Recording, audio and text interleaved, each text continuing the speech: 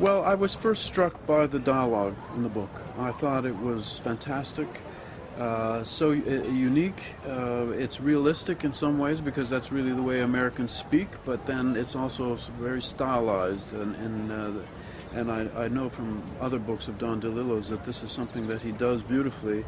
And it's sort of the way we talk about Pinteresque dialogue, you know, like the dialogue of Harold Pinter, the playwright.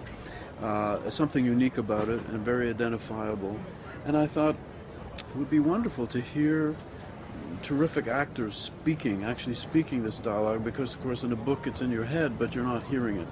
I really liked the rhythm of it and the structure of the actual sentences. There was something about it. It was like the first thing I liked about it. I was reading it and going like, wow, this like rolls. It like kind of, it's really carefully written. Well, it starts when you're casting in a very basic, pragmatic way. You know, you say, okay, what is the age of the character? And then you have to cross off your list of actors, all the actors are who are too young or too old, you know, and then it's, okay, he plays an American. That means it's either an American actor or an actor who can do a good American accent, you know, so you cross off the list. So you start with very practical things.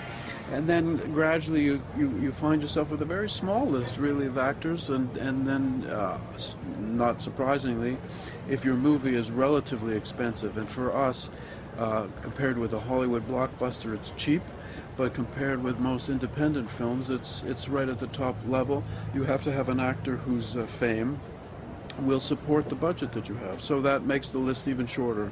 And at that point, Rob was at the top of the list, and I was very excited to think that he would do this movie.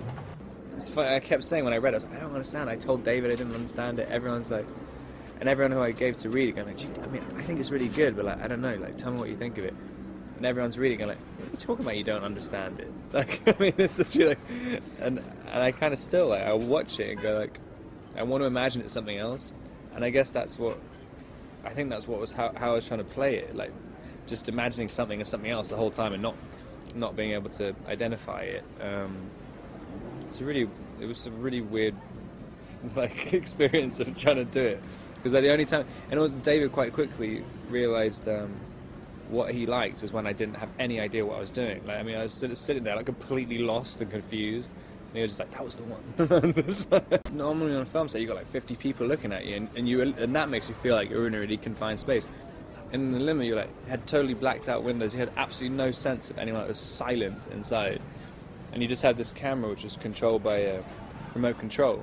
So you just see this sort of robotic eye like moving around, so looking at you like R2-D2 or something. You know, just sitting in this. It was like the most bizarre experience. Especially when I got used to it and other actors came in and had to like quite quickly get used to it, and everyone was like totally freaked out.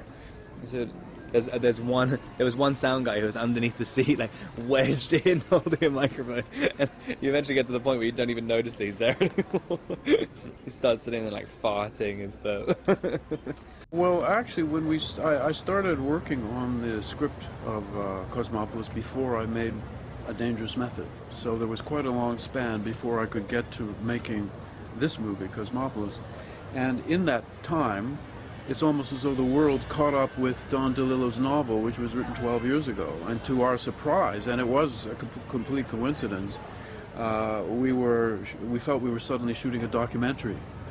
You know, we were shooting scenes of anti-capitalist riots in the streets of New York, and then reading about anti-capitalist riots in the streets of New York and the Occupy Wall Street movement.